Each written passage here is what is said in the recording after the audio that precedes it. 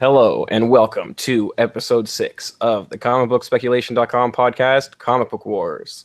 I am Jimmy Linguini, and I'm here with a bunch of other people. You guys want to introduce yourselves, I guess? Episode 6. Episode 6. What's up? It's Sleepy John. Looking forward to meeting up with some of my comic book peeps out at Heroes Con this weekend. Woo! It's going to be a blast. I don't believe that he's really that excited about being there. I'm your weekend update correspondent, Nico, and we would like to welcome you all to this episode of Comic Book Wars. Guys, what's going on? I don't know, brother. Yo, brothers. There was it was kind of a slow week since our last podcast, but today a bunch of news dropped that heated everything up. It was kind of a depressing week, I should say, even. Some cancellations, but what do you guys think about Oblivion Song? What cancellations were there? We'll get into that.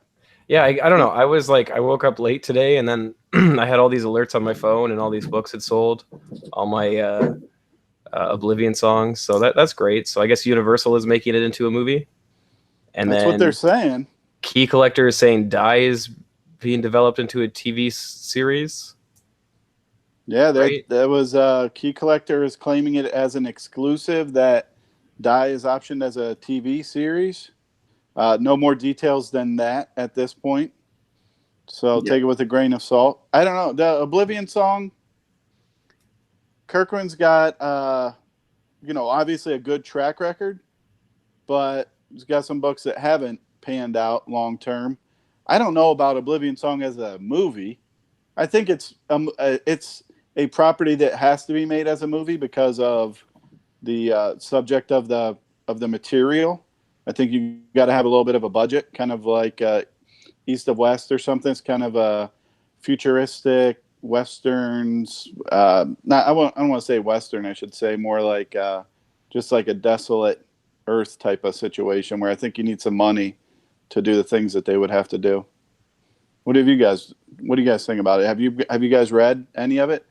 Yeah, I read 1 to 6. I don't think I've read any more than that. I really liked Oblivion Song, so I think it would be good. But the thing with Kirkman's spec is there's the announcement and then you sell because then there's just the dry period. I mean, that's what happened with Thief of Thieves, and I think it happened with 1 or 2 other books that he had optioned that I can't think of. Super Dinosaur. I don't think Super Dinosaur was ever actually optioned. Oh, yeah, no. Skybound is responsible for optioning Think Tank, even though that wasn't a Kirkman book. It was under Skybound Entertainment, and like Thief of Thieves has just been stagnant. And today was a big day for that particular book. There were 75 copies of Oblivion Song #1 that sold in like the first 2 hours after the news released on eBay alone. Seems right. Yeah, I noticed that the books have pretty much shot up to about like $15 now, which is kind of crazy. Well, just for the pink signature, at least, I think you can still buy the regular at cover. I haven't even checked. I know there was about 300 for sale earlier today, whether raw or graded. That's a lot of copies. This Oblivion Song #1 has a distribution of over 80,000, and I was reading an article about Kirkman talking about it being optioned, and he said he was kind of doing the Donny Cates, Rob Liefeld speech, saying like, "Oh, this book was so hot when it came out, we overprinted it. We overprinted 1, we overprinted 2, and we still sold everything. And we thought when we got to 3, people would have their orders right, but they still weren't." It was a real big magic elixir sale speech by Kirkham, I think. I don't know. I'm not sure what to think about it.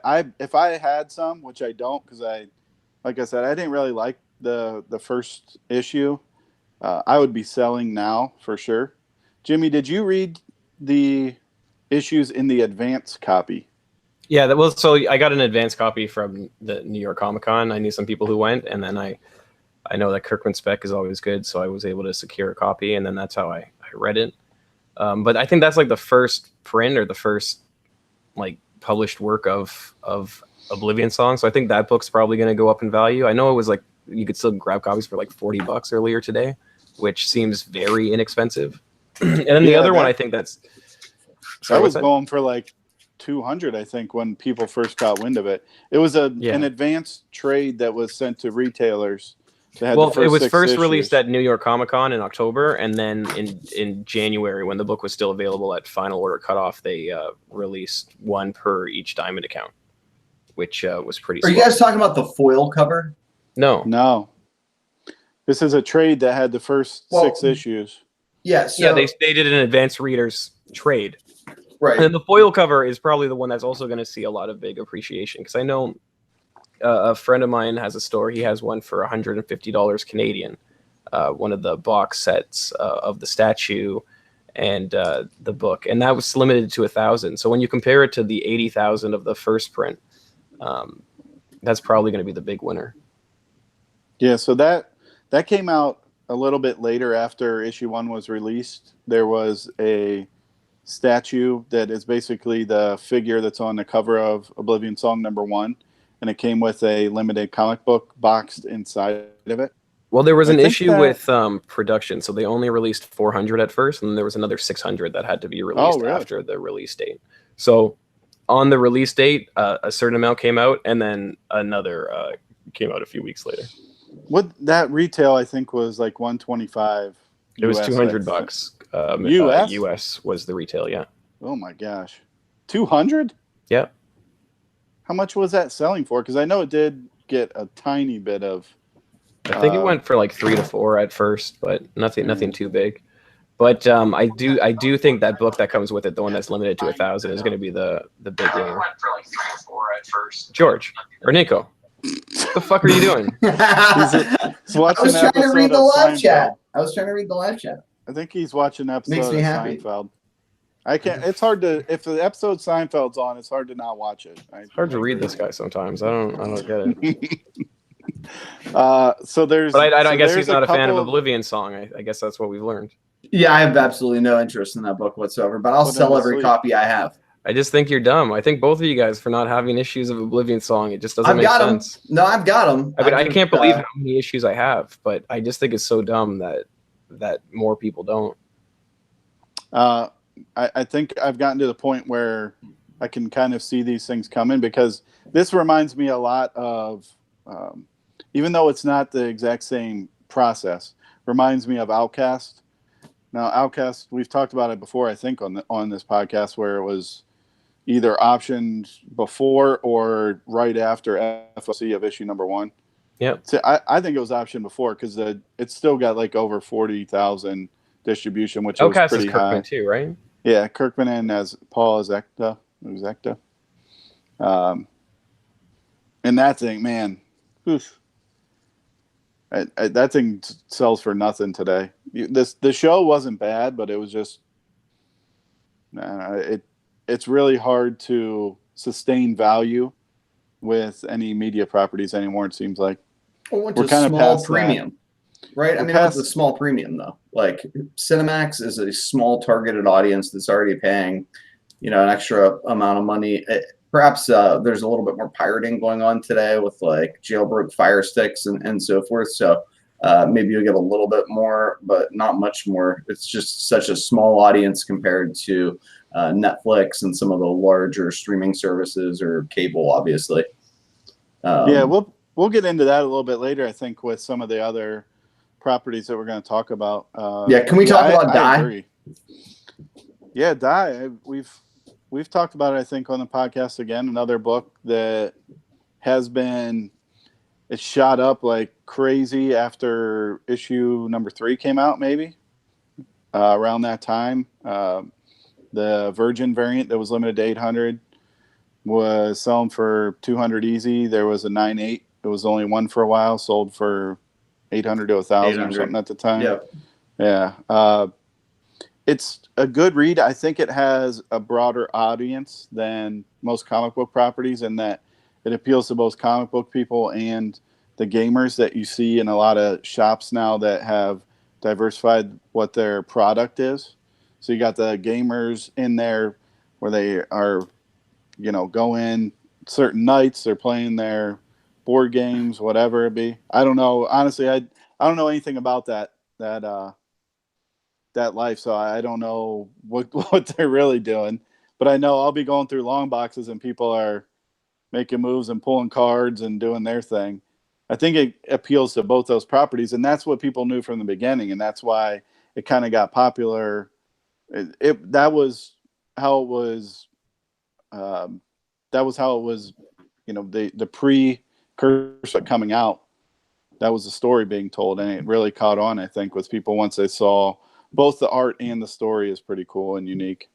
Yeah, and it's the only book that I think people have drawn legitimate comparisons to The Walking Dead to, because of not that there's some sort of similarity. Look at Jimmy making faces at me. Not that there's some sort of similarity between horror comics and Magic the Gathering, but because there's that crossover appeal to a second genre of people who are outside of the traditional comic book community and inside the traditional comic book community. So they're close enough that they may come in to the market if this television show actually does happen. And again, as you mentioned earlier, it was a push notification from Key Collector. And then again, I kind of tracked it at the same time I was tracking Oblivion Song. So within 2 hours, there were 50 copies of Die Number 1 that sold on eBay. How much are they selling for? I mean, I don't know. I'm counting first print, second print. Yeah, how much are first print selling for? Like, I have absolutely no idea. What? I mean, I don't know. I keep my books. I tracked how many sold. Well, when I say that, I mean like it's only got 5 printings, and there's 50 on the right. There's 50 on the page, and I went and it was like a page and a little bit more. So you count the ad. That's about 50 bucks. I mean, I work for a living. I have like a day job. I just asked how much. Okay, whatever. I'm happy for you and your research. You're a good researcher. That is a interesting book in terms of number 1, how they did the reprints of it. So they did 1 through 4 reprintings. They never really said anything as far as it being the last printing. I don't know why that became a thing all of a sudden that the retailer had to announce this is the last printing of it. I don't remember that happening before, honestly. Maybe it has. Well, there was a 5th print of issue number 1. Yeah, remember? Exactly. And a lot of the online retailers were saying 4th print, final printing ? Kind of like that seemed to be the steam was running out on the printings, and then nope, they went and did a 5th print. Again, I'm not sure. I know Jetpack did a bunch of store variants for like I think every different printing. They did a different one. But isn't it Stephanie Hahn's first ongoing series? Am I wrong in thinking that it's the first time she's doing interiors to a mainstream market? Not sure. Not sure if she's done sequential art like that before. I don't know. I like her work. It's not. I mean, no. I think it's. Book's gorgeous and it's a great. I got nothing. Read. It's great. It's great interior art. There's some of the Marvel. Sometimes Marvel these kind of painting artists who paint to do interiors, and I really like them. And this is one of them. But it's Image book. Alex Maleev. Del Otto's done a few books, stuff like that. Alex Ross. Same kind of quality, I think. Hans is the newer generation of that. All right, you guys want to move on to the free giveaway? What do you got? All right, we've got a winner from last week who's excited. So I want to thank everybody for their involvement. The involvement in this just continues to grow. Remember, all you had to do in order to enter was tag, Jimmy's laughing at me, tag us in some sort of social media, whether or not that is per se a Facebook group, or your Instagram page, or maybe your own main Facebook page where you have lots of different friends and other people who can ridicule and snicker you for listening to a podcast about comic books, and then take a screenshot of that and email it to comicbookwars@gmail.com. So thank you all for participating, but we can only have one winner. What you won is the Summer of Spider-Man Captain Marvel preview issue. If I hadn't already packaged it up, I would show it to you now. And I apologize for that. Still learning how to do a podcast. But the winner is none other than Eric Miller. So, Eric, if you're listening, that's great. Just send us your mailing address. Send that information to Jimmy at comicbookwars@gmail.com, and we'll get that book out to you. But, Jimmy, my understanding is this week's giveaway is all you. No, I heard. Well, it's my book, but you're obviously on a roll. So why don't you continue with your roll? Son of a bean. Okay. Well, in light of the big news about Oblivion Song, what we're going to do is have Jimmy send you a copy of the pink signature variant of issue number 1 all the way from Canada. It will be delivered by Canadian Post, and a Mountie will come to your door and hand deliver this book to you. And again, the only thing that you have to do is tag the YouTube podcast somewhere on social media, and then take a screenshot of that and send it to Jimmy. So at comicbookwars at gmail.com or to comicbook. I don't, you know what I mean? The point is, the information will be at the bottom of the YouTube. So you're on a roll. And, you got this. You got this. Yeah, yeah. More importantly, there will be a Mountie on a horse at your door to deliver your comic book. Who's excited? I don't know if they come across the border, but we'll just go with that. That's a good contest. Yeah. So that was one book we didn't get to talk about because George fell asleep when we were talking about Oblivion Song, but the pink signature variant for Oblivion Song number 1, which was, I don't know that did they ever really kind of figure out the, was it 1 per store or the ratio of how it was distributed? Yeah, it was weird. So Skybound just started selling them at conventions. If you spent like a certain amount of money at their booths, they'd give you one. So that's how they started coming out. And then some retailers noticed if they reordered Oblivion Song off of Diamond, they'd get pink signature variants. So I think I ordered like 50 copies, and they were all pink. Well, it was me and another guy. So we ordered like 150 copies. 50 of them were mine, and they were all pink signature variants. Now, do you own any, just to clarify, different topic, do you own any pink Sharpies? I don't think you can change it because it's a green, and the green, I don't think you can turn green into pink very easily. Well, fair enough. Moving on. What do you guys think? I think you're just jealous, but I mean, as I was saying, Kirkman spec is just, I was saying this to you off the air.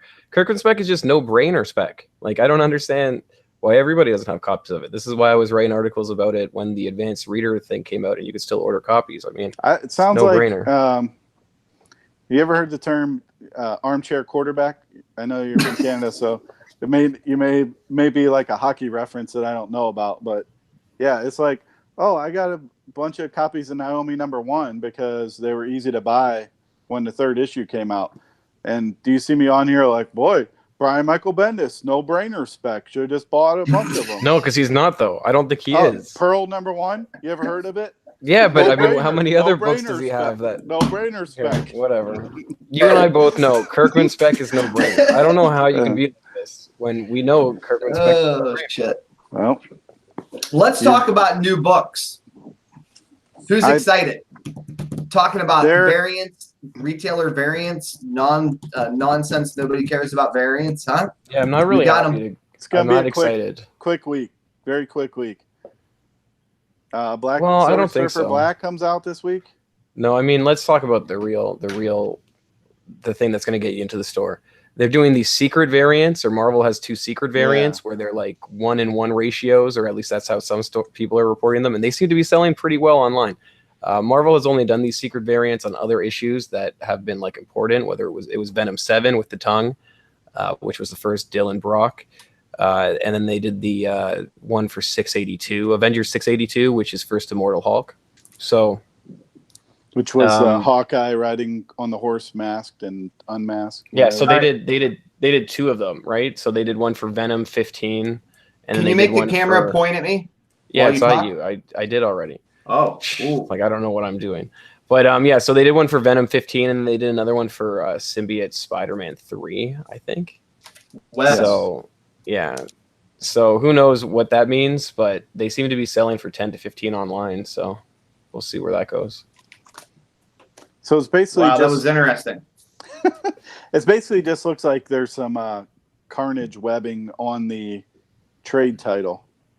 Right. And I assume that's just to kind of lead into the Donny Cates arc that's coming out. Yeah, Yeah, I heard that there I might be think like Jimmy's- a preview of Maximum Carnage or something in it, and that might be it. But like, I'm not sure. I mean, Marvel previously hasn't done this for no reason, so there has to be a reason that Marvel did this on this book, on these two books. Yeah, I think Jimmy's observation is the keen insight, right? That they've picked these specific titles. The last time they did something to this effect, there was the first appearance of the Immortal Hulk, the first appearance of Dylan Brock. So, not that that's necessarily definitive, but it's certainly indicative of the fact that these books are going to be important as far as plot development and or introduction of a new character, to some effect. I don't know with any sort of confidence what the distribution was, at least at the retail shop where I know I can grab these books here locally on a Tuesday. From Diamond, who sends me. Yeah, go on. Diamond Yeah, they account. were 50-50. They were 50-50. They were less than 50-50, or they were more than 50-50. I think there were more of the red web, whatever the hell you want to call it, symbiote covers. Yeah, I mean, I think this than there might were be the other books. So yeah, we I think talked it might a be little bit quick about flip. that. I think it might be quick flip, but there's definitely money that could be made if you go run to your store tomorrow morning, which I guess I will be doing, unfortunately. Yeah, the other issue is basically this, right? Are they regional distributions where certain like shops in certain areas get more you said copies? this. You said this in the chat, and I was just looking at it like, who is this guy? Well, No, because it I- happens. Why would he say know something so somebody- stupid? I know somebody. No, definitely happens. I know somebody in For California. when has that ever happened before? Got same ratio in California. That books get disproportionately distributed based upon printings. It just happens. You have Are you large thinking of publishers. Based on you're saying that they get different based on regions, right? So what other book has that happened? No, in other words, there's price variants, test market. Those were regional. Yeah, Those like were, they were only 50 years ago. They were only 50 years ago, but I'm saying they were regional. Yeah, sure. So there's other options too, right? You just No. well, look. So Jimmy, I like how you are so confident in your observations. Because it's funny. You're funny. Let's look at I like history. it. For example, the lenticular covers. Did it pay to be a small retailer or a big retailer when you were ordering the lenticular covers? Nobody remembers because they changed. It depends because most people were allocated, and it depended on like how many copies of whatever else you ordered. So I mean, if you're a big retailer, you probably have 2 Diamond accounts anyways. So you're playing the game. Diamond is all about playing the game. So, and that's not a regional scarcity thing either. No, but it's just another option, and we're not going to really know. I don't think that's a compatible argument. The point is, we're not going to know for You got sure lawyered, until okay? You got out lawyered, and it was by me. Okay, so I don't know that that's accurate, but here I in don't know about if that's 48 accurate hours, either, but I'm going with it. Here in about 48 hours, we'll know for sure. I just wouldn't. I would hedge my bet on these books. I picked them both up. They're like $3. I didn't pick up multiple covers of any of them, and if for example, like certain Walmarts, right, got more copies of the short hair, whatchamacallit, that never happened. What? How is this? These aren't comparable arguments. That absolutely happened.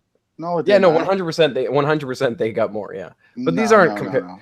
no. Almost all They of the all Walmarts got re-upped. They all got more. Yeah, but they didn't have different amounts per store. They all put out 2, and then once those 2 got sold in some of the other stuff, the people in the back were like, "Oh, we're low on the comics.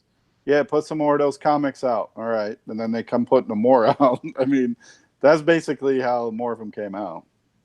But they only put, and it's pretty obvious, every store only had 2 out at the beginning for the Walmart comics. Speaking of, there's new ones coming out, supposedly. Some didn't get any. That's been known from the beginning. Not every store gets them. Okay, so you're ready now? If you're not a super that store. creates regional scarcity. I'm No, not trying to argue with you guys. Those are order.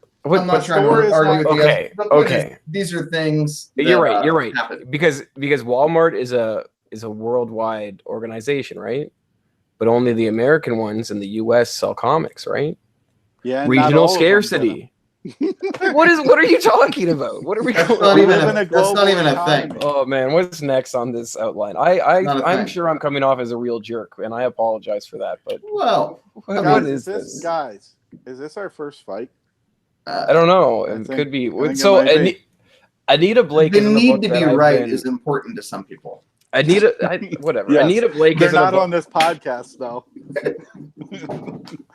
Very true. Very true. You're just wrong. Whatever. Anita Blake is a book that I've been seeing a lot of people post about, but mainly Gary Nasser of the Comic Perspective. He had been posting about it for a while. Gary Nasser is the comic perspective. So each issue has a 1 in 10 variant, and the books are magazine size. So I mean, they're hard to track down, and stores don't really know how to store them properly. But this week, the second print comes out of issue 1. Issue 4 has a 1 in 10 variant that's selling for about $30. All the other 1 in 10 variants are doing well. I mean, issue 1, the 1 in 10 is going for 75, but I didn't really realize that issue 1, the first print's hitting $10 to $15, which What's the cover print, price? $3.99. You sure? Yeah, it's magazine size, but I definitely looked it up. Okay. That's not bad. I mean, basically, I think where the speculation lies on that is that the writer has the ability to take it into a media property, because I think she has done books or something else, or she's actually done some type of media before. Correct me if I'm wrong. I can't remember. No, I don't know. I just know it's an IDW book, so I'm sure stores aren't ordering too many copies. It's magazine size, so it has that going against it. And, Yeah. I have it zero seems to be interest selling well. in zero interest in the book. You But remember I buy them and sell them. I'm recalling the last magazine size book that went to media property. It started with an E, Jimmy, and it had a Godzilla type figure in it. I don't even know. I think you're forgetting about Cowboy Ninja Viking. I think that Which came is out amazing. before. Yeah, that's Cowboy Ninja Viking came out before Enormous, sure. Yeah, and that's And Enormous was way bigger. If you remember that big Enormous book, I Yeah. still have it. It's like the it's size bigger of than a me. magazine. It's like It's way bigger than it's the size of like 7 magazines. Are we serious? It's like those half the size DC of me. giant size treasuries or whatever the hell Yeah. they were called. It's the same size of a treasury. God, I saw a whole stack of those at Baltimore last year for Some like of them are $2, and I was like, here's of the EC ones or the Enormous. No, the original one. And I was like, I'm not Oh, going of to buying Enormous. these. Yeah. Yeah. Not the whatever magazine, whatever company picked them up. Not the first, whatever. You should have bought them. I know. I knew you were going to say that. You have like unlimited storage, and you're like, oh, just buy them all for $1. Yeah, that is my problem. And how many is long that boxes of crap did you say you have? I think I have unlimited storage. I don't, but I just keep buying stuff, and things aren't too great. Whatever. I mean, I have a cover for Die that I bought for no reason, and that seems to be paying off with today's announcement. So Who told you to buy that? Well, you guys did. So whatever. Yeah. So the Amber Blake is decent. What about so I'm gonna shift into Major X number 5, which has the first appearance of a new character, Aura, on the cover. I mean, do we really care about that? No, but it's Rob Liefeld. Has anybody heard anything about Rob Liefeld? But is it a female Major X character? Is that what it is? She appears to work for the bad in the series, which I tried to dig on a little bit, and I think he's called Extremity, X dash Tremity or whatever. That's so original. And I'm just like, does Liefeld write this book too? Yeah. He doesn't draw it. Yeah, he writes. He drew the first one. Oh, that's epic! It just makes so much sense to me now. Dude, when you're that big, you don't got to draw in, right? You just when you're just do the covers. Yeah, I was reading today that he deleted his Twitter or something, because there was some article came out that he said DC was on the bricks of collapse or something. I don't know. It was not an article that came out. It was him on. So he's been doing this. Are you guys familiar with these D-list celebrities when you can pay them? Well, Cameo? Yeah. Yeah, of He has course a- I'm he has familiar a with cameo. cameos. He has No, a he cameo. doesn't. Yeah. You lie. How much money does it cost to get Rob I don't Liefeld to do know. a cameo? I don't know. You lie. He probably took the money. Caitlyn Jenner, I think, is like $20,000. Seems right. How much So- was the That's guy great. that you had? How much was the doctor?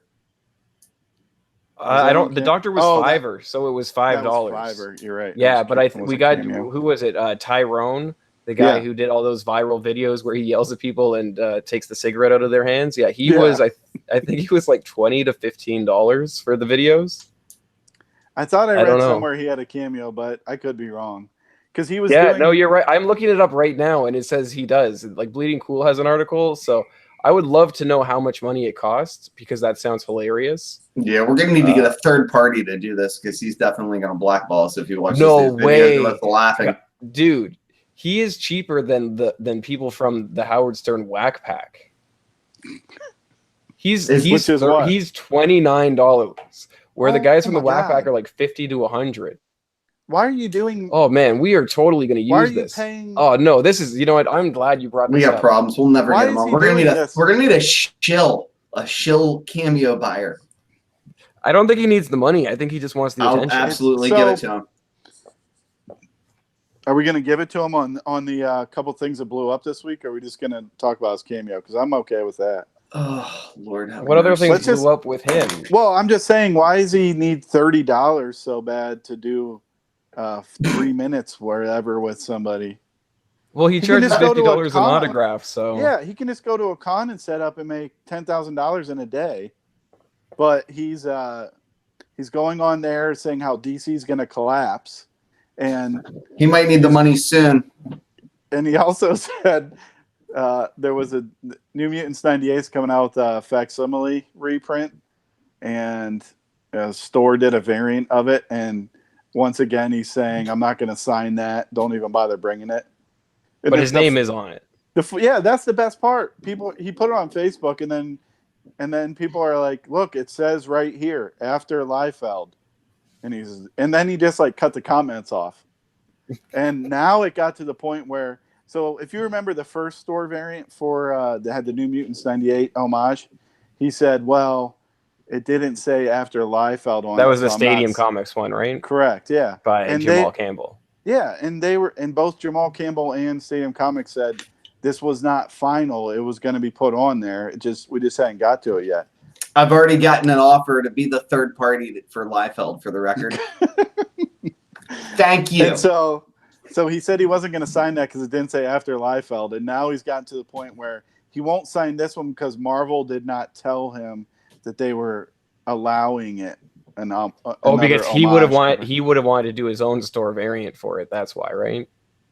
Why doesn't Is he? that why he's mad? What's stopping him? Well, I mean, maybe Final Order cutoff is over. He doesn't have a Diamond account. How does he even get comics? Yeah, he probably has a Diamond account.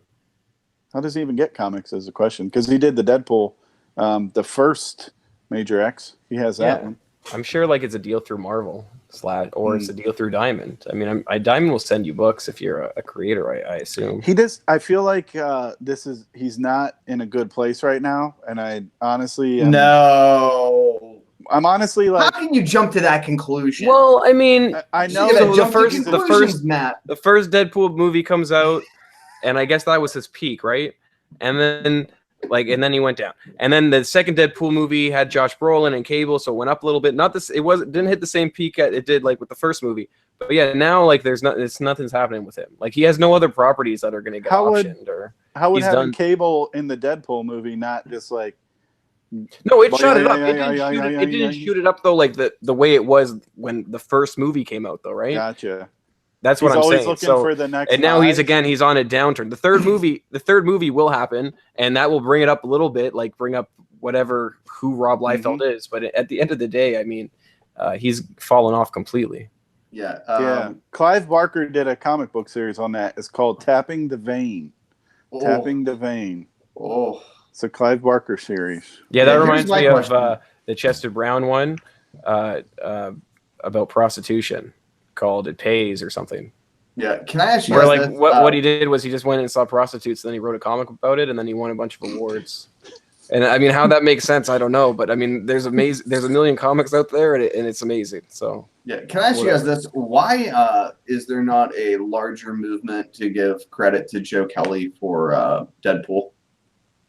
No, I think there are plenty of people, but unfortunately they're just people that actually read comics and know comic history. Deadpool, if you go to Wally World right now, you can get something that's Deadpool, and it's just somebody off the street that doesn't know anything about Deadpool, but they know the movie now, or they knew that it was a popular character. They may know Rob Liefeld, but he also has obviously a storied history with people from all of our generation that are on this podcast, and anybody that's been in comics for 30 years knows Rob Liefeld. So it's a lot easier to say Rob Liefeld, Deadpool, than Joe Kelly or whomever. well, I mean, Stan Lee created a bunch of things allegedly, right?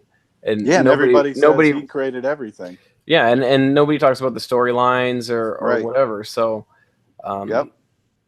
Exactly. it is what it is. That's just usually how it happens. I mean, is Deadpool just a ripoff of Deathstroke? Yeah. Is Rob Liefeld a great creator? Not really. But I mean, there aren't really that many great creators out there. There's just a lot of people who got lucky, and there's a lot of creators who are great and never really got the same break that people like Liefeld got. So it's just hit or miss, and things happen, I guess. Liefeld was like a Backstreet Boy at the time. Like, he came into popularity and a ton of money so early. If you watch that, what is that documentary about how Image came up? I mean, it's amazing. One where they talk about how like they fired him, but he's like, no, I resigned. I can't remember what it's called, but there's a really good. There was like, I can't remember. He was calling up somebody else's studio, because one thing we didn't talk about with Oblivion Song is it's an Image comic book, but it's under Skybound, which is Kirkman's imprint studio. Yeah, which he has all these properties under his own studio that Image publishes. It was the same back in the day when Image started. So Rob Liefeld had Extreme Studios, and in that documentary, like Wildstorm, right, Wildstorm. Tom McFarlane was just Image, right? I think, yeah. I mean, everybody had, all those guys had something, but there was some. I'm going to get the details wrong on this, but in that documentary, it was like Liefeld calling somebody. Yeah, like, they were trying. It was I'll give you a Lamborghini if you come to my studio. It was Michael Silvestri. What's Silvestri's first name? Mark. Yeah, so Mark Silvestri, he has Top Cow. So at Top Cow, he had Michael Turner and I think Platt was there as well. And then Liefeld kept calling over trying to get Turner to come over. And it was after he had gotten Platt. I'm pretty sure Platt might not have been from that studio, but he was from one of the other studios working on something. And then Liefeld was able to like get him over by offering him Liefeld bought him like a brand new Corvette and all this other crazy stuff. So so that was the whole thing. He kept phoning and trying to get Turner to come and do some Extreme books. How did we get on that topic? Yeah, let's make it end. There's a lot to talk about that doesn't have to do with it's our cameo appearance. It's an awesome story, though, about the history of Image. What do you guys think the next big thing is? Do you think this Miss Marvel, Mindy Kaling story is big news?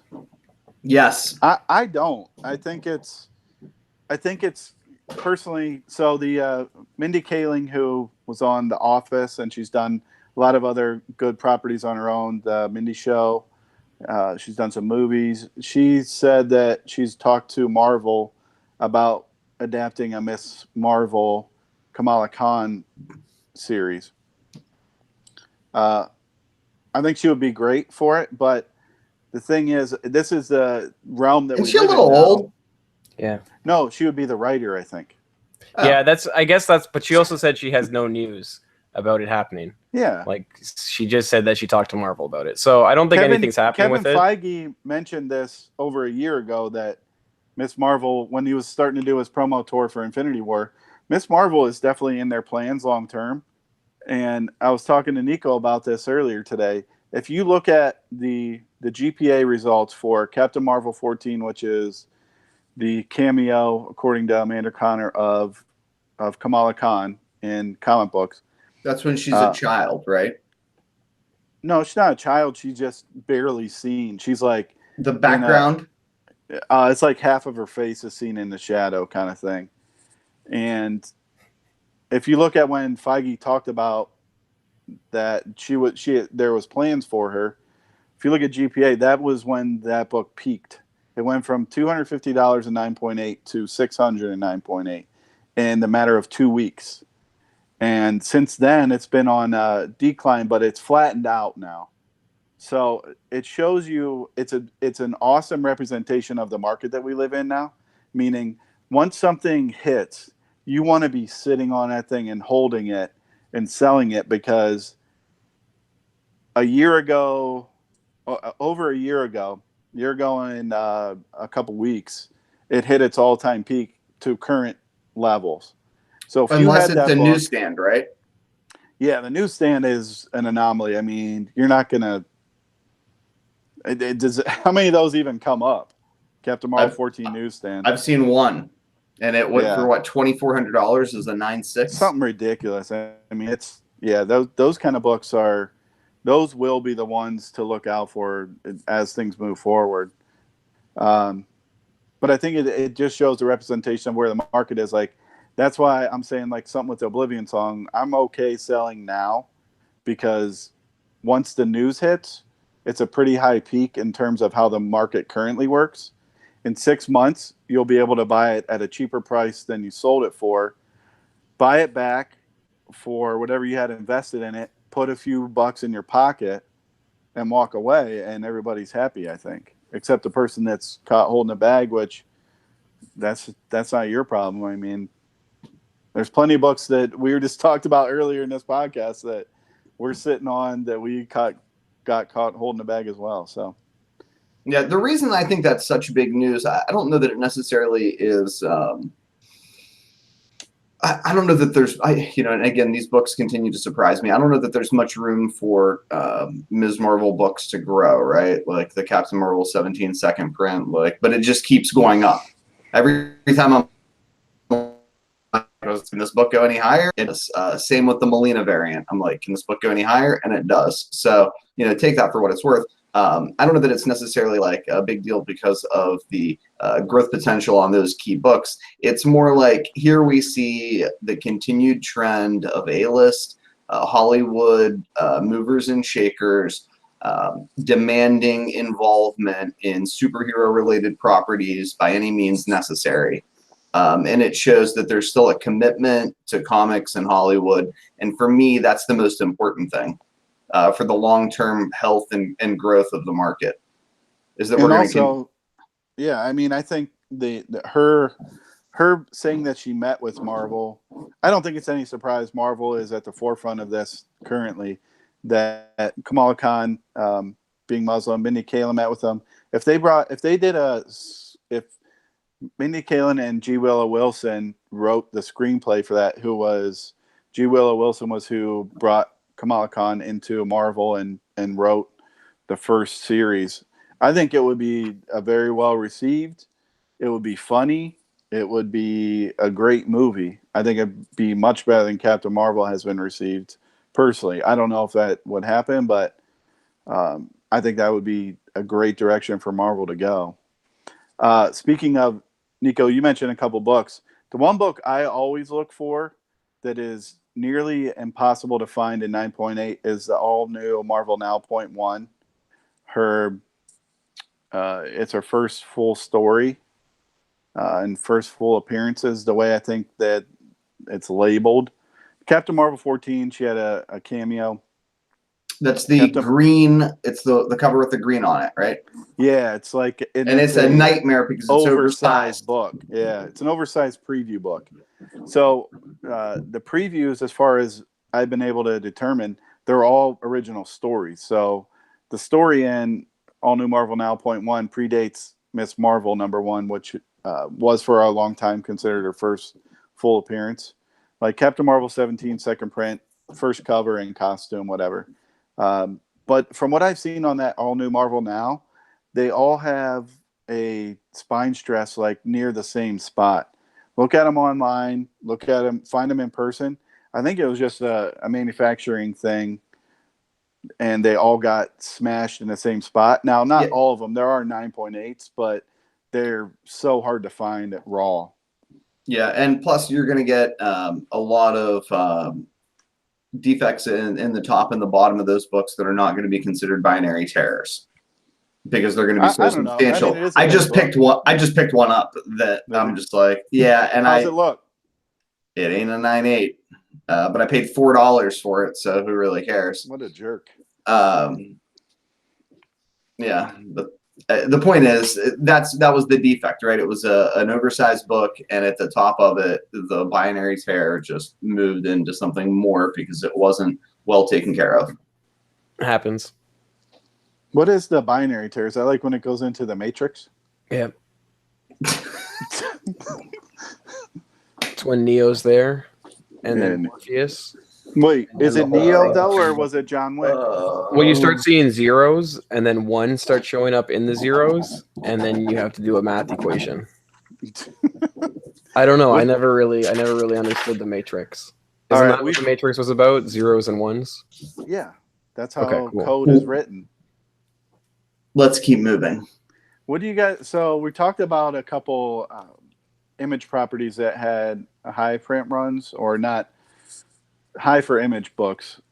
What do you guys think about this announcement that a Tom Clancy video game that has a comic book was announced to be a movie, and it's got a couple big names attached to it? Jake Gyllenhaal and Jessica Chastain. Well, so E3 happened, right? Yeah, which is what? So E3 is a video game conference. So what they did was like Xbox announced their new console and it's going to be backwards compatible. I think that's big news. I think now is the time to be like thinking, well, Sony's going to do the same thing. So now is probably the time to be buying up PS1 and PS2 games. But that's neither here nor there. They also announced a Keanu Reeves game where Keanu Reeves is like the main narrator in the story, and he's the one who brings you places. So it's like a Grand Theft Auto thing in the future, except Keanu Reeves is the one who like you do the missions with and is like your boss. That seems really cool. But so the Tom Clancy one, to me at least, it does. I don't know if it's going to be a movie. I think that these guys are just doing voices in the video game. I don't understand. Like, I think it might be a movie per se, but it's going to be a cinematic movie that's part of end clips and start clips in the game. As far as I know, I don't think it's going to be released in theaters. I don't think there's any real spec there, but I do see the books are selling and people are gravitating towards them. So it's definitely books to be looking for. Yeah, good luck finding. That's an interesting thought. Yeah. So I'm not sure, because I mean, if you look at Call of Duty though, for example, like they always had big name actors in the voices, and so do a lot of these other games. And I mean, Keanu Reeves was there announcing his game. So I just, that's why the Tom Clancy thing, I don't know. So I just speaking of that, while we're talking about it, I just heard a thing recent, like past couple days, that the certain age bracket, the video game subscriptions went up like 60% compared to how Netflix is being subscribed to by younger generations, which I think is pretty incredible. It's kind of just speaking to exactly what you're talking about. These video game companies are gonna pay big name actors because they're making bank right now. I mean, if you have 60% increase in 1 year, yeah, there's incredible. More money in video games. Well, dude, I mean, look at Hollywood. Look at Grand Theft Auto. I think we're at 5 right now. It makes at least $1 billion a year, and the book and the game came out 8 years ago. I mean, one of the characters in there, the one voice is the guy who played Dr. Dre in Straight Outta Compton. So they do sometimes have big names in them, and a lot of the radio stations. Isn't that his son? Always had. Or was that Ice Cube's son? No, Ice Cube's son played Ice Cube. Landon Cube, I think is his name, right, or something. I'm not sure. But anyways, the point is, like, there's video games. It's a whole different world, and that's why I'm not sure what the Tom Clancy game means. I mean, the Witcher series is coming out soon too, right? And that was a game that's been turned into a TV show, and that's with Henry Cavill. So I'm not sure what what this means. But those books, if you can find them, are great spec books. The comic book is called The Division Extremis Malice. It was a 3-issue series by Dark Horse, and it was just released in January of this year. And the first issue only had a little bit over 3,000 distribution, so it's super low. I don't know. Yeah, how like what I said, good luck finding them. Yeah. One book we did not talk about, which last week was news, speaking along the same terms, was Uncharted, which is totally moving forward as a movie and start as a video game. I don't know if you guys have looked up that DC Uncharted series. You can't buy that book for under $40 for number 1. And I'm talking the regular cover. That's not the Adam Hughes variant. Good luck trying to find that book. It's incredible probably, what that sells for. Do you think it's the big winner of the new 52 number 1s? You're putting that up against Batman. And look at what Batman 1 sells for now. That's a very relevant ask. That's a real interesting question, huh? But yeah, no, you're right. You never see Uncharted anywhere, and those books are always very popular. Video game books do perform very well, and as since we are talking about this, pulling out those copies of Last of Us isn't a bad idea. I mean, they're coming out with the second Last of Us 2 comes out, and it was just pushed to 2020, and that game was huge when it came out, and I got a bad taste in my mouth. From what, Last of Us? Why? Because they changed like the genders and stuff? Oh, okay. No, they optioned that at one time. They optioned Last of Us for a movie, and the young girl from Game of Thrones was on. I'm sorry, I don't know all the names. I'm not a huge Game of Thrones geek. The one who made it to the end, who was Macy Williams or something. Yeah. She was supposed to be the young girl in the movie at the time, which Game of Thrones was just coming on, and they optioned that and they cast her. So that was like huge. So I bought a bunch of Last of Us series because that was a 4-issue miniseries, which they still sell well. I mean, the first and second fine, yeah. But I still have a whack load of those. I just think that that's definitely a book that you should be grabbing if you see them, because once that second game comes out, people are going to start looking for those books again. Well, I think that's a book that has fallen off a lot of people's radar, especially with new people coming into the fold. And when I say new people, I'm saying in the past 5 years, if you've started getting really into deep spec, that's a deep spec book. The Last of Us #1. That's not a book that you ever hear anybody talk about. If you can find that for in a dollar bin or $5 even in a back issue, it's an easy $20 book, I think, still. So that was a great game too. I like video game books, and there's this huge movement that's kind of percolating. I don't know if I'm going to regret not being involved to try to grade video games, but it's creating an intersection, much like there is with Magic the Gathering and horror books. Like horror fans, because there's a con scene with the comic market. So it's certainly, I think, a smart spec play to be looking at these titles. And like you said, I think if you see them in dollar bins, how can you not pick them up? What I haven't. Okay. Sound okay on my side? Yeah. Okay on my side. Sorry, we're good. Yeah, go on. What time? The first time you see a video game in a comic book? Well, no. Like for example, so like there's easy ones like the first Zelda, the first Super Mario Brothers, but like what's for Super Mario Brothers? The Valiant preview issue. That's what I was gonna say, but I don't know. Am I not right about that one? No, the answer is Blip #1 from Marvel. No, okay. It features. No, it's not. Whatever. What do you mean? What do you mean? Wait. Go on. I'm listening. Blip is a different video game. Oh, yeah. Blip #1, the Marvel gaming comic book. It has the kid on the front sitting in front of it features the first appearance of Donkey Kong, because there's a Donkey Kong comic. Yeah, you talked about Super Mario Brothers. Oh, I got you. Yeah, because who's the characters in Donkey Kong? Oh, that's right. Mario. Yeah. Whatever. That's not the point. The point is I don't think he knew. I don't think he knew. But anyways, I'm sorry. Boy, those ones are I put the pieces together right in front of your eyes. I have one, by the way, too. Thank you. I've not done a good job of I don't have enough keeping this show together today, and I want to apologize for the people that kindly are watching. I will try to do better from this point forward. That means better. Oh, yeah, story of my life.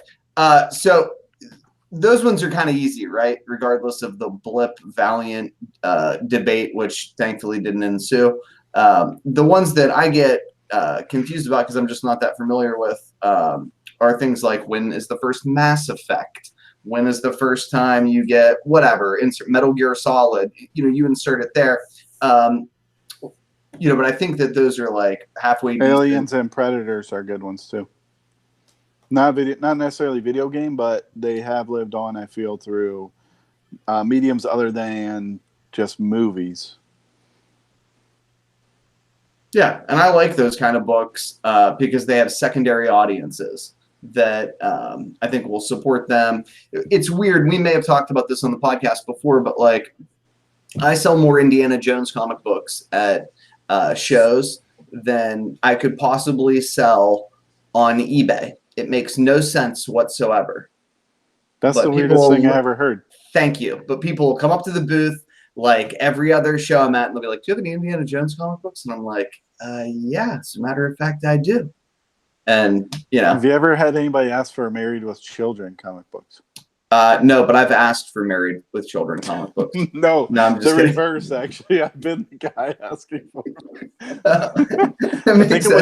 I think it was Now Comics, maybe. Yeah, absolutely. Yeah, that's exactly what it was. What happened to Jimmy?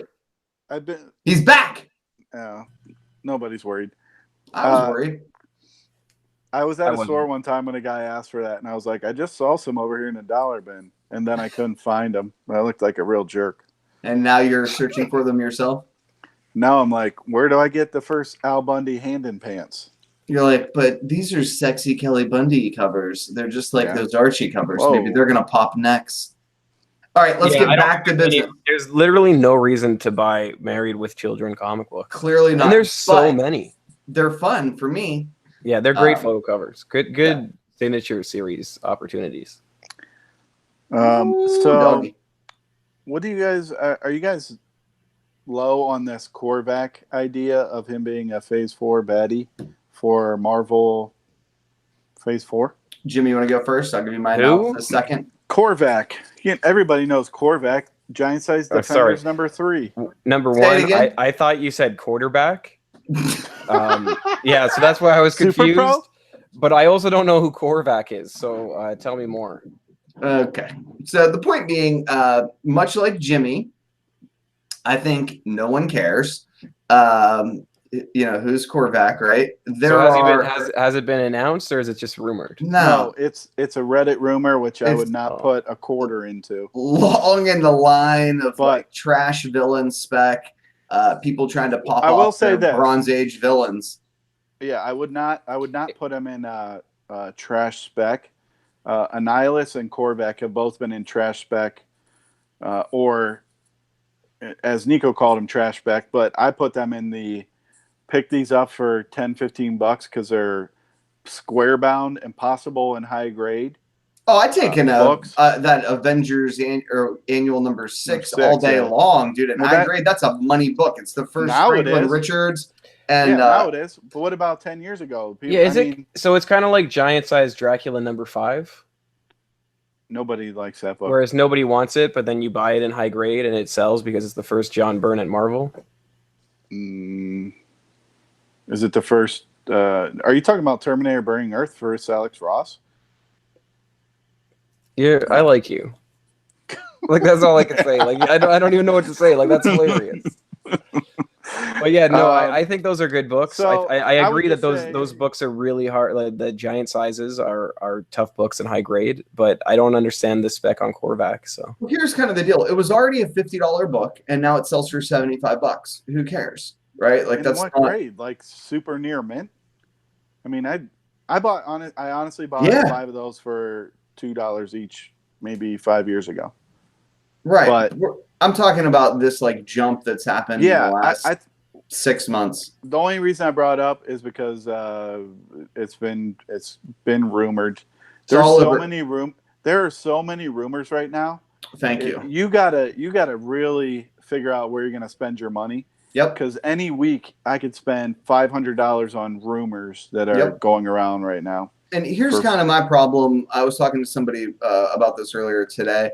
So if there's 5 rumored villains, right, and I'm not sitting on any of the books, what am I going to do? Pay top dollar for all of these, sit on them, and get hammered on, 3 out of 5 or 4 out of I don't 5? know.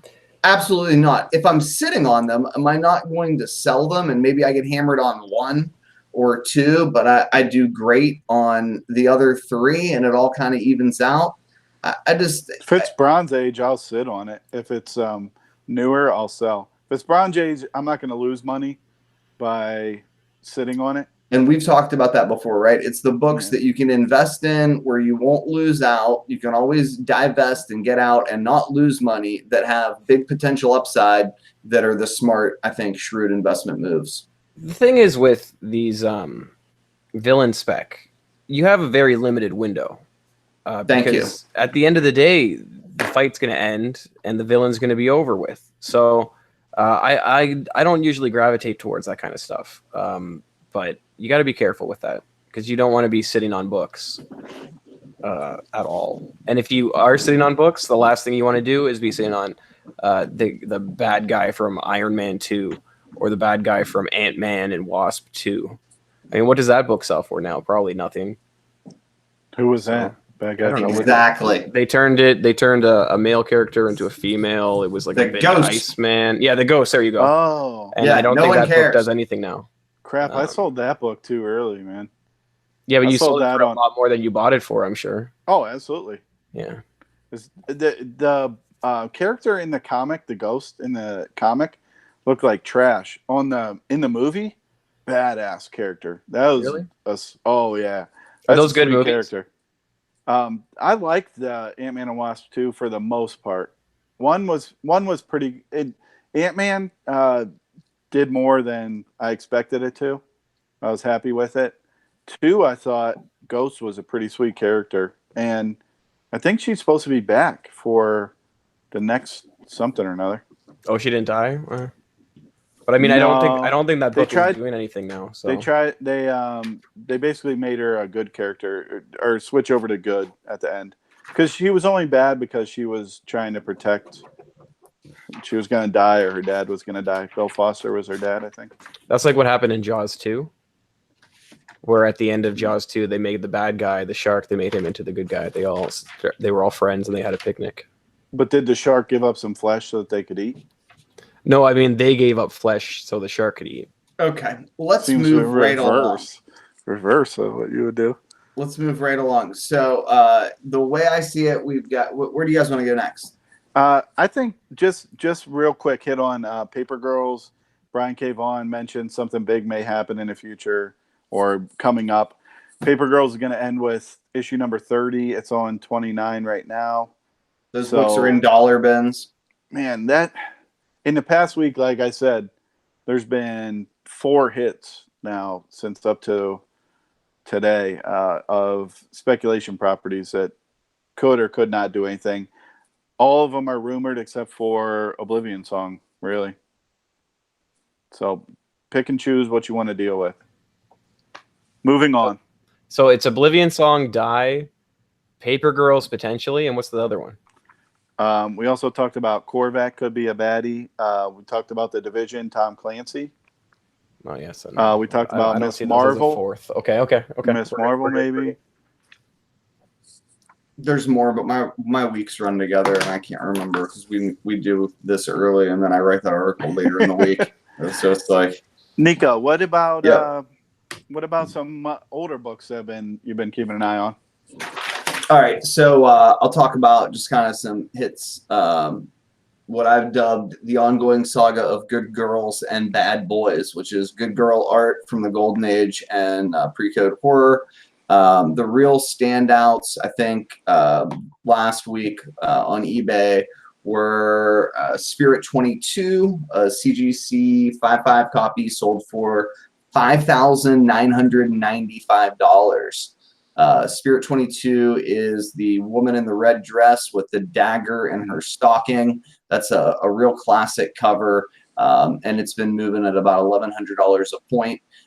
You've been seeing more and more of these big dollar books showing up on eBay And I think it's just because, basically you've got new money coming into the golden age market, people who are cash rich on ratio variance that they've been selling for years, looking to invest their money in longer term golden age properties as opposed to doing the grind month in and month out on other books.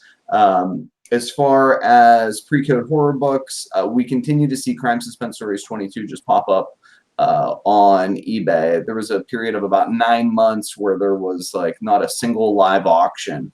And then there have been like 9 copies over the course of the last 9 weeks that have popped up in live auctions, some slabbed, some raw. There was a VG cop, or I'm sorry, there was a copy that was probably like a 2.0 that had a real major spine split up about a third of the book, and it sold for $1,300. Can it still be a 2.0 with a spine split that big? Yeah. They are incredibly forgiving on golden age books, detached covers, spine splits, you name it. It can be. I don't know that it will be. The book was otherwise pretty, so it presents well, and you'll see a lot of golden age collectors who just don't really care about CGC grading, because if it was slabbed, they'd take it out of the case anyway. Yeah. I agree with you on that. So it's like it's a strange mix of buyers and sellers in the golden age market. There's a lot of opportunity there, I think. But it's really risky, and you're dealing with smart buyers and smart sellers. So that's one of the big books. The other one that I like, that I constantly track, is Shock Suspense Stories number 6. So that is the cover that's like, I don't know if it's some sort of like cult where the guy's wearing a weird hood and he's got the dagger on it. Are you familiar with that one? Yeah. Okay, so that book is famous because it sold in a live auction, a live heritage auction a couple years ago for a higher price than any comic ever that didn't feature a superhero. Because it's an EC book, there are a ton of copies of it. But the higher grade copies are tough to come by. This one was a VG. Raw, it sold for $899 on a live auction. Which is interesting, right? That disparity.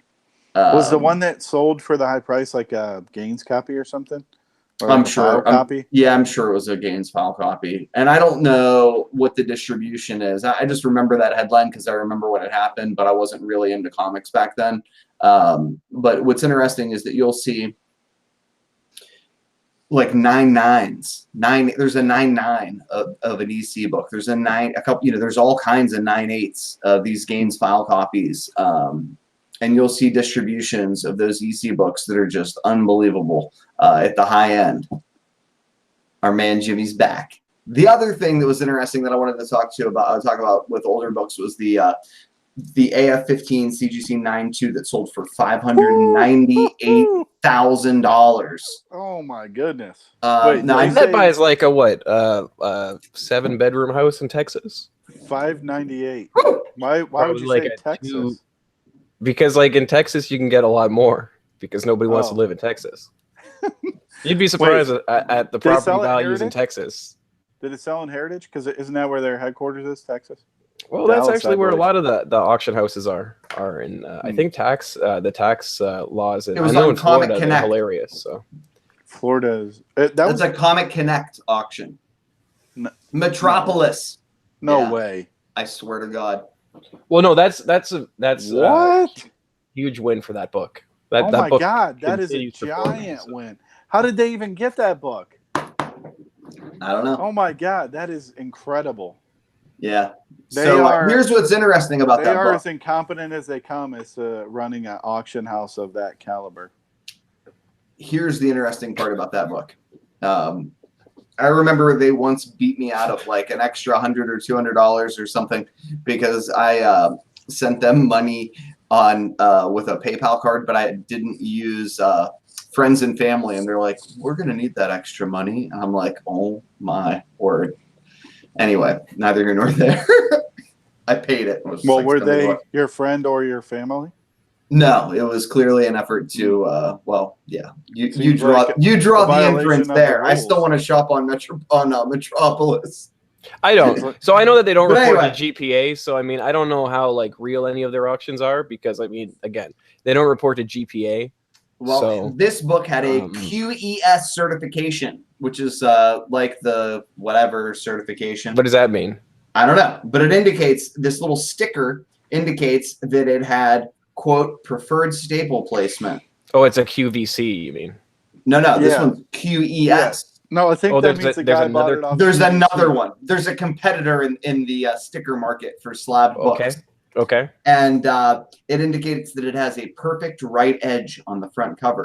I And think it that's had what a we need to do. deep color strike. I don't care. Like I know what we're doing right now. Like, listen, It's fun, This podcast needs helpful to to the end. community. We need to. We're going to stop- put stickers we need on to- books and make We bank. need to start a company where people send us stuff and we put stickers on it. Yeah, I'm down. So this is interesting because we're talking about, okay, one, it's not going to get reported at Comic Connect. Two, what is it? GPA. Is this? I'm sorry, it's not going to get reported to GPA. It's a mind-numbing thing. Yeah, I get it. What is this sticker company? I don't know, man. I just read the I know sticker. that there is more than the one. But even that- sticker company, Right, the that sticker one- company's real too. Even that one Oh. sticker company, like it seemed like their website was down, but they were still putting stickers on books, and then like, Maybe Their they website wasn't rebranded. down. It was like 15 years old and it had never been updated. but it was brand. It's a Oh. brand new company. Like I know. they were only 3 years old. I wonder if they're a function. Yeah, I'm not even going to say it. But the point Yeah, is, all right. so Yeah, there's you're, that. You're putting the pieces together here. Okay. All right, I see. All I'm right. saying is we need to create a company where we get people to send us slabs and we put stickers on them. And eventually one of these auction houses will buy us out. I'm gonna put those. Do you remember those stickers when you were growing up? They were. They had like 4 butterflies stars. on them. No, it was like a "Don't eat this," and it was like a fluorescent green, and it had like a Mr. guy- Yuck. No, I Yeah, don't Mr. remember that. Yuck. I was never. Dude, we'll give Mr. Yuck stickers to Yeah, put slabs. on, We'll like, be like, oh, Don't eat the slab. It's And not gonna then- be good for you. yeah, like in Nip Tuck, we'll draw with red marker and be like, defect, they didn't catch, defect, they didn't catch, defect, they didn't catch. Right. Send it back to people. Yeah. But anyway, that probably wouldn't be a good business model because if you're not fluffing people's grades, you're probably not making money. Let's talk about some of the interesting questions from the sharpest group on Facebook. So as you guys are both aware, I asked for some insights, some talking points, some subjects for discussion from the Facebook group, comicbookwars.com, and the membership delivered. I was thrilled at the quality of the questions and inquiries and the things that people are thinking about, and it really got my wheels turning. So I don't know that we have time necessarily to respond to all of them, but I would like to certainly respond to at least one of them.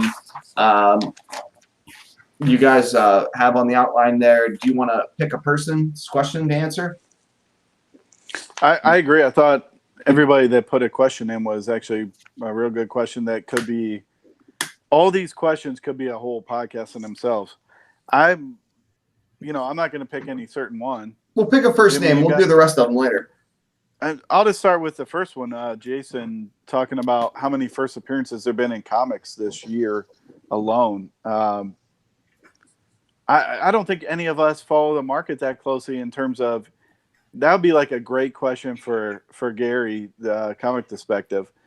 The only thing I could think of would be what it seems to be catching on and could be somewhat of a long-term play. And I'm really mad that Jimmy didn't get into this when we started talking about video games, was Agents of Atlas. It seems like they could be setting things up long-term for that to work into something. But where was, when we were talking about video games, Luna Snow did not come up. And I'm very disappointed. Very It disappointed. just seems that like every week, well, it's not, it doesn't seem. Every week in every comic book, there are tons of new first appearances. It's been that way for the last 50 years of comic books. You have to have new characters. They progress the story. You have to introduce new people. You can't just have 4 people and have the whole thing be this whole circle jerk of a story. So they're always introducing new people. The only difference is now there's people who make lists and they put all these first appearances on them, and it makes it seem like there's perceived value and perceived scarcity and perceived keys. So yeah, I think has it's there a been terrible more idea to spec this way. has there been more first appearances this year than last year? I would argue no. I just think that maybe people are pointing out more than they have previously. And maybe there's ones, and a lot of them, who cares? I mean, Luna Snow, obviously, first appearance. We need to all know about that. But there's tons of other first appearances where it's like, who cares? And people start using words like FOMO and BOLO or whatever. It's just, there's people want to follow the market. That's fine. But the problem is people who do it predominantly and put out first appearances and make it seem like these are books that you should be buying, when realistically it's like, who cares? Who cares about the first appearance of whoever this is? I couldn't agree more with this sentiment. Yeah, I think it's a bad way to spec. It basically is like people that play scratch off lottery tickets as an investment portfolio to try to whoa. You can't win if you don't play, son. Yeah, right. To try to rather than like, I'm not going to invest my money. I'm just going to spend $300 a month on scratch off lottery tickets because the Mega Millions 6 horseshoe leprechaun tickets, they tend to pay out, in my way of rationalizing and justifying backwards, because I once won $30 on one of those. I would, I'll pass on all that. I would encourage actually a crazy analogy. Yeah, I would like that a lot. Yeah, I would encourage no one to try to invest in comics that way. And I think even when you look at guys that are a lot deeper into that stuff than Jimmy, John, myself, and 99.999% of the comic reading public, like Gary, you'll hear him talk about like, man, no, I haven't been picking up new books. I've been going backwards and doing it in kind of a methodical way after the fact.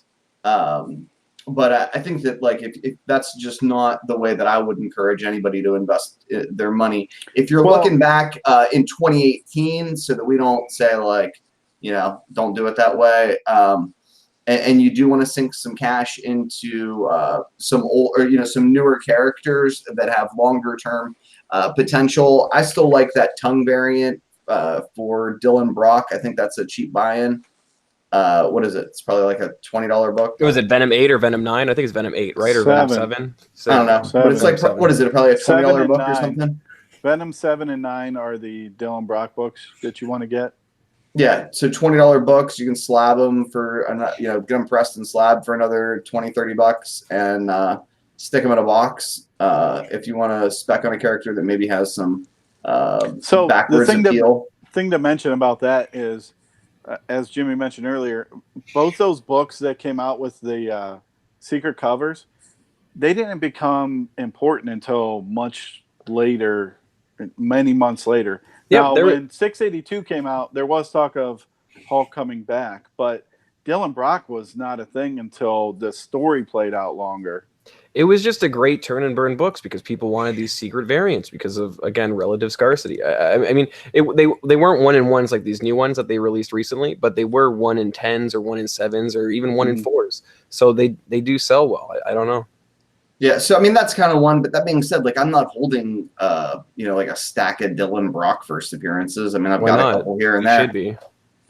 Maybe I bought in low enough that I'm just going to hold them because they're not selling for anything right now. So I would rather sit on it than waste my time selling it for $5 on eBay. And the other book I mentioned, like Agents of Atlas, I'm not. Those variants have gone down considerably from when they were released. And that's what I mean. You don't need to buy in on these books right when they come out, like everybody does, or at least what the market does. The people that are buying them. I can wait 6 months and buy that thing cheaper than it is today, for almost anybody. Now I'm not talking Bronze Age or older books. I'm not going to get the first Ghost Rider today for cheaper than I will 6 months from now, most likely. Yeah, but I mean, like for example, I picked up a first appearance of the Bronze Tiger this weekend, $5, out of a back issue bin because Had it been there for a while? Like, why did you not pick absolutely it up before? Oh, I just went to a new shop. You know what I mean? I hustle around and hit new shops. I drive a lot to get books, but I spend more time buying undervalued books, underappreciated books I can improve with a press than I do, trying to buy a book that I think is going to increase in value in the future, paying market price for it. Like that's not the game that I play, and that's not the game that I would encourage other people to play.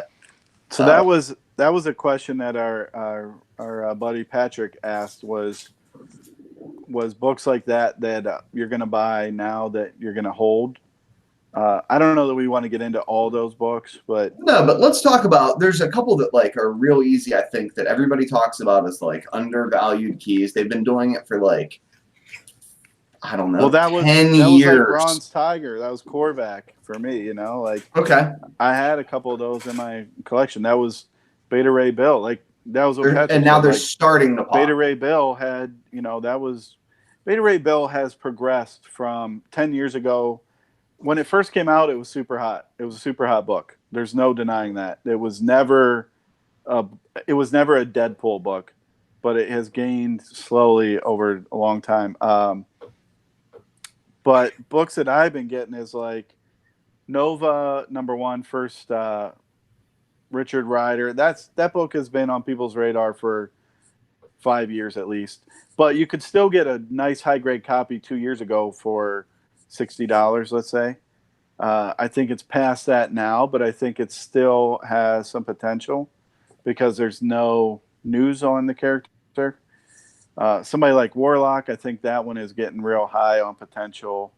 It's a lot of people are onto that. What about Demon 1 is another one that you see a lot of people like. It's very undervalued right now. Yeah, that was on my list. That's a good one. If you're going to put Demon in there, if you want to go through the whole Justice League Dark, 2 books I have on my watch list. Swamp Thing Annual #2 and Swamp Thing 49 and 50 and in 9.8. All of those because kind of first Justice League Dark team. And then Justice League Dark #1, New 52. I'll pick those up if I can find them cheap. Don't you mean 48? Is it 48 and 49? I think it's 48 and 49. Yeah. Those are definitely books that I'm looking out for. All right. Some of the other ones that I like are just perennially. Hit them real quick. Yeah, perennially. Everybody talks about how they're undervalued, and I think they're on point with that. One is Submariner and Iron Man #1, but I think I would stick to really high grade copies. The reason that I like that, it leads into Iron Man #1, it leads into Submariner #1. What? No shit. Yeah, well, it predates both the books. People don't generally know that. Whatever, Cal. You're Cal. You've become Cal. I don't know who that guy is, but I like that book. I like the first appearance of Rogue, right? I like the first John Stewart. I think that's a book that is just undervalued. That I don't know why, but you can buy. Jeff Johns has said John Stewart's going to be in the next iteration, but I mean, is anybody interested in a Green Lantern movie right now? Yeah, or a guy with a bowl cut? I would be because Tyrese is already on board in a Marvel movie, so he can't. be John Stewart. From what I've seen in the YouTube world of lists of movies, people are saying that the Tom Cruise Green Lantern movie is still happening. Tom Cruise? Yeah. As Hal Jordan? Yeah. Ugh. Now that would be hilarious, and I would definitely watch that. But could they introduce Static in that movie somehow? Then people would actually care about it? I don't know, man. Tom Cruise is all you need. Did you guys see that Static's a good one on the list. That got like 500,000 views? Yeah. Right? Shouldn't that be on the list? The Static what? There's a fan film that's like got 500,000 views on YouTube. That being said, Jimmy's Cat could probably get 500,000 views on YouTube if I'm sorry. He got lucky. No, I'm just saying people will watch anything except for this podcast. in like outrageous numbers. But like there are these books, right? Like my buddy was talking to me about the first appearance of Pip the Troll because he thought who's the little dude from yeah, no, I've heard that before too. But he's he already been in the movie. Yeah, he's already in. He's already a lawyer Peter or something, Dinklage. right? Yeah, isn't he a lawyer or something? Hmm? He's a lawyer or something, right? In X-Men, or he's a Pip congressman. The Troll? No, He was Peter Dinklage. in the movie. What he was Pip the Troll. Oh What? no, he was a different character. He was Peter like a Dinklage lawyer or has never something. been in a MCU Disney movie. If he would play Pip Yeah, the he Troll, was would be a in the- rap. What are you talking about? He was what in- are you he- going on about? He Is was what I'm. totally in it.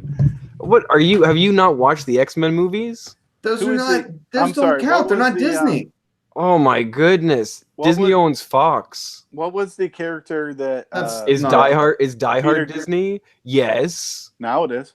What was the character that Peter We're Dinklage talking about played? the continuity. made the- Let's just not go What do you mean? ridiculous here and confuse other people with your guys' rants about I'm never wrong. I have the need to be right.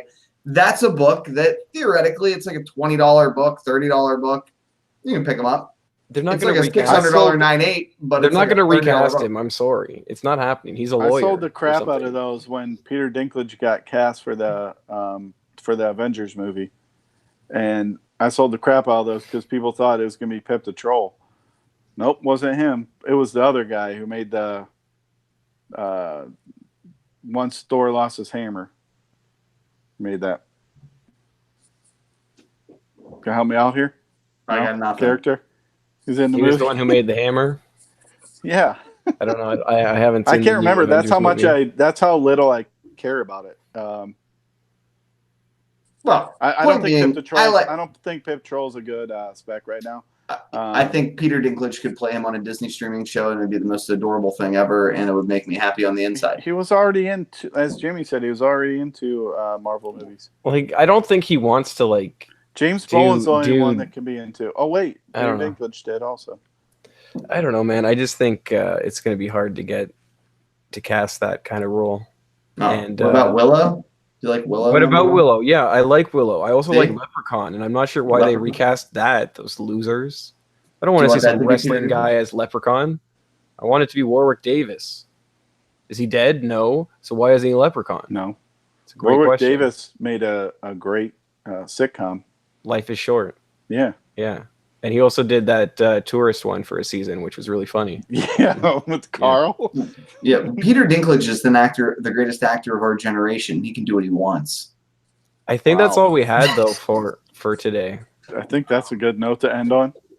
Because I can't think of I don't think that's accurate. I don't think No, No, I think I don't. Idris I think that Elba. was- What about the Bronze Tiger? Idris Elba is a phenomenal actor. Yeah. But that we all knew that from The Wire. We don't know that from any of his other stuff because he's so good in Luther? The Wire. once he becomes He James was great Bond, in you're going to Luther. be like, Oh, I I'm can't wait. fine with that. I After didn't what he know did in this- The Wire, I'm fine with anything. Yeah, I might sell Indiana Jones comics, but I do not sell James Bond comic books for whatever reason at shows. I thought that was my natural progression. I thought I could go from one to the other. I sold You two should this be- week. I sold 2 James Bond books this week for Nice. a very pretty penny. You should be selling The Man from U.N.C.L.E. #1. That's Sure, a you book that's should. always in demand. I think you just made that up. What Try- did he? try and That it's find always in one. demand. Try and find one. What? That's then not hard to once you find. What's find wrong it, with you? Sell it. Yeah, just like the I Spy comics. Nobody ever wanted those. Still, nobody wants them. Bill Cosby photo covers. Nobody wants them. But yeah, I think that. What are you going? Yeah, that's the only reason you'd want them. Bill Cosby photo covers. Why are you going no? Why are you shaking your head no? Those books were great books, and I don't know why you're shaking your head no. That kind of hurts my feelings, honestly. But I feel whatever. like there's a signature series opportunity there. I don't think there is anymore. There might have been at one point. Okay, so that's all we had for this week. Thanks for joining us on Comic Book Wars, the Enter the contest. .com podcast. Take Jimmy's book. Again, we have a contest to win a Oblivion Song 1 where you just have to share this link on social media and send a screen cap of that to comicbookwars@gmail.com. So yeah, try to do that. Thanks again for tuning in. Catch you guys next week.